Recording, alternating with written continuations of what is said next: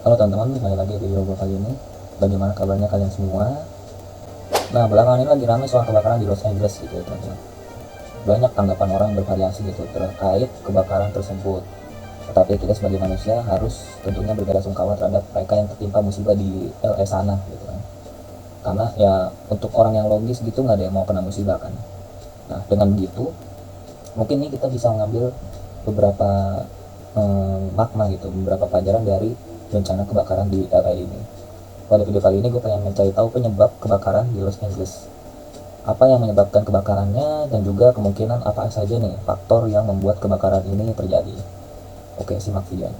Oke, kebakaran di LA itu udah terjadi sekitar hampir seminggu ya, dari hari Rabu kalau nggak salah, dan sudah banyak titik-titik kebakaran yang terjadi di sana gitu. Tapi beberapa titik kebakaran yang cukup besar yaitu antara lain adalah titik kebakaran Palisades Fire, Eaton Fire, terus Harsh Fire dan juga Kenneth Fire. Nah, ini 4 kebakaran yang besar yang cukup me, 4 kebakaran besar yang cukup banyak gitu korbannya. Untuk mencari tahu penyebab dari suatu bencana, terutama ini kan masuknya bencana alam gitu ya, walaupun ada faktor manusianya juga, kita harus bahas tentang geografisnya LA tersebut dulu.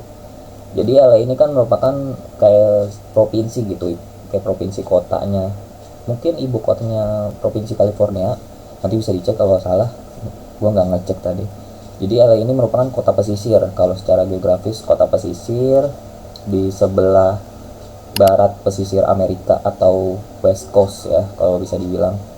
Dia itu di sebelah timurnya itu ditutupin dengan pegunungan yang langsung berbatasan dengan gurun di Amerika, gurun-gurunnya daerah Phoenix dan lain-lain.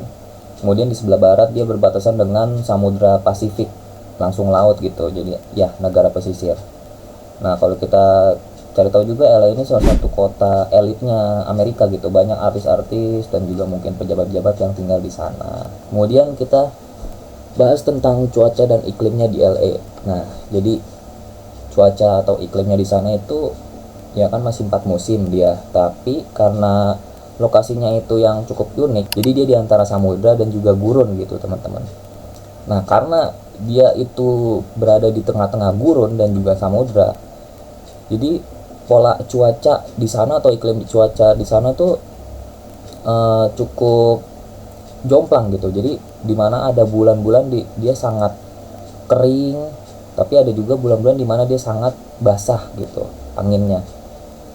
Jadi kayak ya hampir sama kayak gurun sih. Iya, kayak gurun sih, iklim gurun kan suhunya tingginya, sekalinya tinggi banget, sekalinya rendah banget. Nah, jadi ada sebuah fenomena angin sana yang namanya Santa Ana.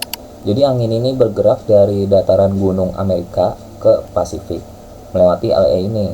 Nah, angin ini biasanya bertekanan tinggi dan juga kelembabannya rendah. Jadi angin ini bergerak dari dataran gurunnya Amerika melewati LA terus ke Samudra Pasifik. Nah, karena angin ini dari gurun gitu kan, tentunya aja dia dikit gitu kelembabannya, jadi kering. Tapi tekanannya tinggi. Nah, karena tekanannya tinggi, anginnya ini tuh kenceng gitu.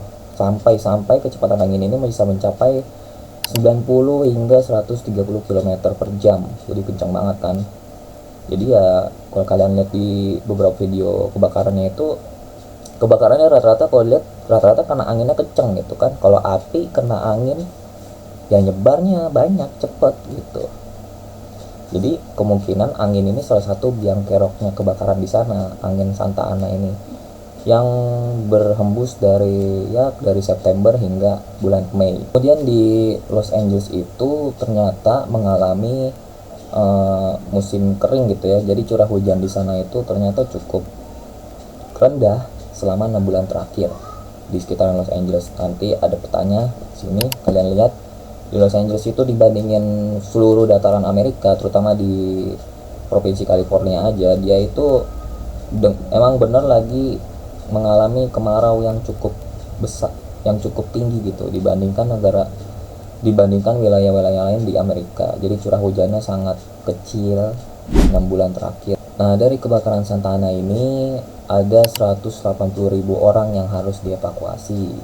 Kemudian juga tercatat ada 16 orang yang meninggal. Terus kerugian materialnya atau kerugian ekonominya itu mencapai 20 miliar dolar AS gitu teman-teman. Ya sangat gede banget kerugian materialnya tentu aja. Tapi ya sebenarnya kebakaran di LA ini tuh udah terjadi setiap tahun. Karena kalau kalian lihat dari kondisi geografisnya tadi yang sangat rawan kebakaran, sebenarnya dia terjadi setiap tahun kebakaran di LA itu. Tapi pada tahun ini kebakarannya tuh lagi sangat bombastis gitu kebakarannya, cakupan area terdampaknya, sehingga menjadi berita internasional kayak sekarang. Nah, kenapa sih bisa kebakaran tahun ini dia sangat parah? Nah, kemungkinan ada efek manusianya, ada kelalaian manusia di sana gitu tuh.